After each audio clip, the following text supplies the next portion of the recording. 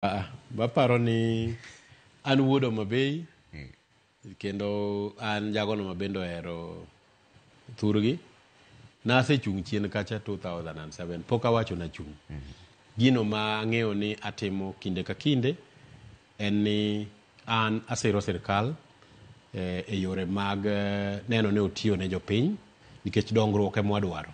Yiero noserumo 2022 kendo wan gi yiero machielo 2027. E kinde kae en ni ere kaka dwa ti ne jopiny. To an kaka jalony e weche mag kwano bende kadhi pachowa ma Homabay tayudo ka msara mar jotich ka watamalo 53 mag pesa mikelo to chik wacho atamalo 35. Dong gino nyaka ram chunya. Mar ariyo kadhi achaka yudo ni pesa mag dongruok atamalo 25 kende ema chopo ne jowa. Dang' abed mamor.